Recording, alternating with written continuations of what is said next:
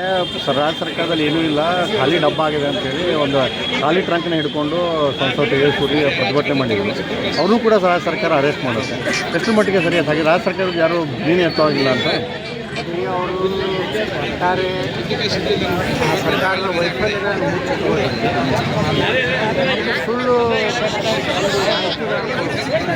ಸಾಕಷ್ಟು ನಾವು ಅಭಿವೃದ್ಧಿ ಅಂತ ಸುಮ್ಮನೆ ಏನು ಅಂದರೆ ಮೇಜರ್ ಏನದ ಇರಿಗೇಷನ್ ಇಂಥವು ಯಾವ ರಾಜ್ಯಕ್ಕೆ ಅತ್ಯಂತ ಪ್ರಮುಖವಾದಂಥ ಕಾಲ್ಮಟ್ಟಿ ಯೋಜನೆಗೆ ಹಣನೇ ಕೊಟ್ಟಿಲ್ಲ. ರಾಜ್ಯಪಾಲರ ವಂದನಾ ನಿರ್ಣಯದಲ್ಲಿ ಸಹಿತ ಮುಖ್ಯಮಂತ್ರಿಗಳು ಮತ್ತು ಸರ್ಕಾರ ನಾವು ಕೃಷ್ಣ ಕೊಳ್ಳಕ್ಕೆ ಎಷ್ಟು ಹಣ ಕೊಡ್ತೀವಿ, ಅದನ್ನು ಯಾವ ಆದ್ಯತೆ ಅಂತ ಯಾವುದೇ ಸ್ಪಷ್ಟ ಗುರಿ ಇಲ್ಲ. ಕಾವೇರಿ ಬಗ್ಗೆ ಮಾತಾಡಿಲ್ಲ, ಬರೇ ಅದೇ ಗ್ಯಾರಂಟಿ ಇರುತ್ತೆ. ಕೇಂದ್ರ ಸರ್ಕಾರವನ್ನು ನರೇಂದ್ರ ಮೋದಿ ಟೀಕೆ ಮಾಡಿದ್ರೆ ರಾಜ್ಯಪಾಲರ ವಂದನಾ ನಿರ್ಣಯದಲ್ಲಿ ಏನೂ ಇಲ್ಲ. ಇದರ ಅರ್ಥ ಏನೂ ಇಲ್ಲ ಅಂದರೆ ರಾಜ್ಯದ ಬೊಕ್ಕಸ ಖಾಲಿ ಇದೆ. ಯಾವ ನೋಡ್ರಿ, ಇವತ್ತು ಅಲ್ಪಸಂಖ್ಯಾತ ಮುಸ್ಲಿಮರ ಒಂದು ಸಾಲದ ಬಡ್ಡಿ ಮನ್ನಾ ಮಾಡ್ತಾರೆ. ಅದು ಉಳಿದೆಲ್ಲ ಹಿಂದುಳಿದ ವರ್ಗದವ್ರು ಮತ ಹಾಕಿಲ್ವಾ, ಇವ್ರಿಗೆ ದಲಿತ ಹಾಕಿಲ್ವ, ಇವ್ರಿಗೆಲ್ಲ ವರ್ಗದ ಜನ ಹಾಕಿರಲ್ವ, ಮತ್ತು ಎಲ್ಲ ಜನರು ಬಡವರು ಅದಾರೆ. ಮಾಡೋದಿದ್ರೆ ಎಲ್ಲರಿಗೂ ಸಮಾನವಾಗಿ ಬಡ್ಡಿ ಮನ್ನಾ ಮಾಡಬೇಕಾಗಿ ಒಂದೇ ಸಮುದಾಯವನ್ನು ಖುಷಿಪಡಿಸಲಿಕ್ಕೆ ಇವತ್ತು ಸ್ವತಃ ಸಿದ್ದರಾಮಯ್ಯನವರು ತಮ್ಮ ಜನಾಂಗಕ್ಕೂ ಸಹ ಏನು ಮಾಡ್ತಾರೆ. ಖಾಲಿ ಟ್ರಂಕ್ ಹಿಡ್ಕೊಂಡದ್ದು ಈ ರೀತಿ ತಪ್ಪೇನೈತೆ? ಖಾಲಿ ಟ್ರಂಕ್ ಇವ್ರು ಚಂಬು ಹಿಡ್ಕೊಂಡು ಅಡ್ಡಾಡಿದ್ದಾರೆ. 40% CM ಅಂತೇಳಿ ನಮ್ಮ ಬೊಮ್ಮಾಯರ ಬಗ್ಗೆ ರಸ್ತೆಗಳಲ್ಲಿ ಕಂಪೌಂಡ್ ವಾಲ್ಗಳ ಮೇಲೆ ಎಲ್ಲ ಬರೋದು. ಇವತ್ತು ಚಂಬು ಹಿಡ್ಕೊಂಡು ಇವರು ಇವತ್ತು ಲೋಕಸಭೆಯಲ್ಲಿ ನೋಡಿರಿ ಚರ್ಚೆನೇ ಮಾಡ್ತಾಯಿಲ್ಲ ರಾಹುಲ್ ಗಾಂಧಿ. ಯಾವುದೂ ಸಂಬಂಧ ಇಲ್ಲಾರಂಥ ಒಂದು ಪುಸ್ತಕ ಇನ್ನೂ ಬಿಡುಗಡೆನೇ ಆಗಿಲ್ಲ. ಅದ್ರ ಕಂಟೆಂಟ್ಸ್ ಏನನ್ನೋದೇ ಗೊತ್ತಿಲ್ಲ. ಇವತ್ತು ಹಿಂದಿನ ನಮ್ಮ ಏನು ವಾಯುಸೇನಾದ ಮುಖ್ಯಸ್ಥರು ನಮಗೆ ಅಧಿಕಾರ ಕೊಟ್ಟರು ಅಂತ ಹೇಳಿ ಪ್ರಧಾನ ಹೌದು, ಮತ್ತು ಮಿಲಿಟ್ರಿಯವರಿಗೆ ಫ್ರೀ ಹ್ಯಾಂಡ್ ಕೊಟ್ಟಿದ್ದಾರೆ. ಅದರ ಅರ್ಥ ಏನು?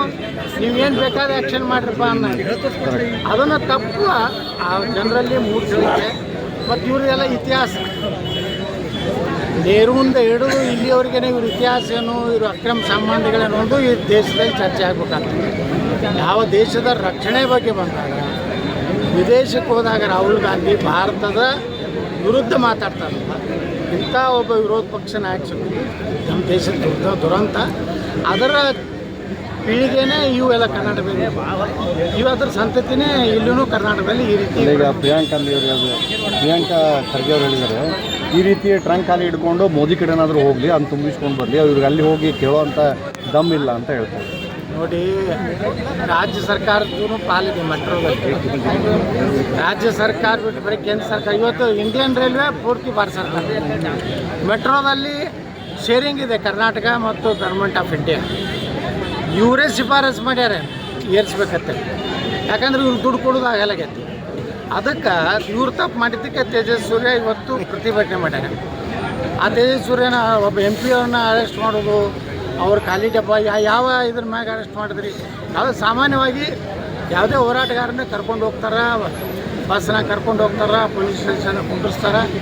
ದೋಸ ಇಡ್ಲಿ ಹೋರಾಟ ಹೋರಾಟ ಇವತ್ತೇನು ಭಾಳ ಹೋರಾಟ. ಹಿಂದಿನಾಗ ನಮ್ಮ ಸ್ವಾತಂತ್ರ್ಯ ಹೋರಾಟಗಾರರು ಏನು ಜೈಲಿಗೆ ಹೋಗ್ತಾರೆ, ಇವರೆಲ್ಲೇ ಪೊಲೀಸ್ ಸ್ಟೇಷನ್ಗೆ ಹೋಗ್ತಾರೆ. ಯಾವ ಹೋಟೆಲ್ದಾಗ ಇಡ್ಲಿ ಚಲೋ ಇರ್ತೈತಿ, ಯಾವ ಹೋಟೆಲ್ ತಪ್ಪ ಇದ್ದಂಥ ಹೋರಾಟ ಅಂತ. ಅದಕ್ಕೆ ಈ ಹೋರಾಟವನ್ನು ಹತ್ತಿಕ್ಕುವುದು ಬದಲಿ ಸಿದ್ದರಾಮಯ್ಯ ಸರ್ಕಾರ ಆತ್ಮಾವಲೋಕನ ಮಾಡ್ಕೊಳ್ಳಿ. ನಾವು ನಿಜವಾಗಿಯೂ ಗ್ಯಾರಂಟಿ ಕೊಟ್ಟಿದ್ದರಿಂದ ಸರ್ಕಾರದ ಪರಿಸ್ಥಿತಿ ಸರಿ ಇದೆ ಅನ್ನೋದು. ಇದನ್ನು ಯಾವ ರೀತಿ ನೋಡಿರಿ, 5,000 ಕೋಟಿ ರೂಪಾಯಿ ನಮ್ಮ ಮಹಿಳಾ ಮತ್ತು ಮಕ್ಕಳ ಕಲ್ಯಾಣದ ಮಂತ್ರಿ ಇನ್ನೂ ಲೆಕ್ಕ ಕೊಡಾಕ್ತಾ ಇರಲಿಲ್ಲ. ನಮ್ಮ ತೆಂಗಿನಕಾಯಿ ಅವ್ರಿಗೆ ಹೇಳಿದ್ರಲ್ಲ, ಇನ್ನೂ ಒಂದು ತಿಂಗಳದ ಹಾರ್ಸ್ಯಾರ. ಒಂದು ತಿಂಗಳದ ಹೆಣ್ಮಕ್ಳಿಗೆ 5,000 ಕೋಟಿ ಕೊಡಬೇಕಾಗಿದ್ದರೆ ಕೊಟ್ಟಿಲ್ಲ. ಅಂದ್ರೆ ಲಕ್ಷ್ಮೀ ಹೆಬ್ಬಾಳ್ಕರ್ ಹೊಡೆದಿರಬೇಕು, ಇಲ್ಲ DK ಶಿವಕುಮಾರ್ ಹೊಡೆದ್ರು, ಯಾರೋ ಒಬ್ರು ಹೊಡೆದಾರ. ಅದಕ್ಕೆ ಈ ಹೊಡಿ ಕಂಪ್ನಿ ಭಾಳ ಆಗೈತಿ. ಈ ರೀತಿ ನಮ್ಮ BJP ಅವ್ರನ್ನ, ಹಿಂದೂ ಕಾರ್ಯಕರ್ತರನ್ನ, ಹಿಂದೂ ಸಂಘಟನೆಯವರ ನೋಡಿ ಹೈಕೋರ್ಟ್ ಹೇಳಿದೆ, ಬಾಂಗ್ಲಾದೇಶರು ರೋಹಿಂಗ್ಯಾಗಳು ಭಾರತದಲ್ಲಿ ಅದಾರೆ, ಕರ್ನಾಟಕದಲ್ಲಿ ಇದ್ದಾರೆ, ಅವ್ರನ್ನ ಹುಡುಕಿ ಕೊಡೋರನ್ನೇ ನೀವು ಅರೆಸ್ಟ್ ಮಾಡ್ಲಿಕ್ಕೆ. ಅಂದರೆ ಈ ಸರ್ಕಾರ ದೇಶದ ಹಿಂದೂಗಳ ವಿರುದ್ಧ ದ್ವೇಷವನ್ನು ಸಾಧಿಸಬೇಕಾದ್ರೆ ಇದು ಅಂತ್ಯಕಾಲ ಬಂದಿದೆ. ಇವತ್ತೇನು ದಿಲ್ಲಿಗೆ ಹೋಗ್ಯಾರಲ್ಲ DK ಶಿವಕುಮಾರ್, ಇದು ಸರ್ಕಾರದ ಪತನದ ಮೊದಲ ಹೆಜ್ಜೆ ದಿಲ್ಲಿ ಪಯಣ. ವಿಧಾನಸಭೆ ಮೇಲೂ ಕೂಡ ನಾವೇನಂತಂದರೆ ವಿಧಾನಸಭೆ ಮೇಲೆ ಕೂಡ ನಾವು ಭಗವಾನ್ ಧ್ವಜ ಹಾರಿಸ್ತೀವಿ. ಹೌದು, ಏನೇನು ಮಾಡೋದು? ಭಾರತ ಧ್ವಜದ ಮಕ್ಕಳು ಭಾರತ ಧ್ವಜದಷ್ಟು ಎತ್ತರ ಇಲ್ಲ, ಅದಕ್ಕಿಂತ ಸ್ವಲ್ಪ ಕೆಳಗೆ ಹಿಂದೂ ರಕ್ಷಣೆ ಮಾಡುವಂಥ ಒಂದು ಸರ್ಕಾರ. ಭಗವಾ ಅಂದರೆ ಎಲ್ಲರನ್ನೂ ಸಮಾನತೆಯನ್ನು ನೋಡುವಂಥದ್ದು.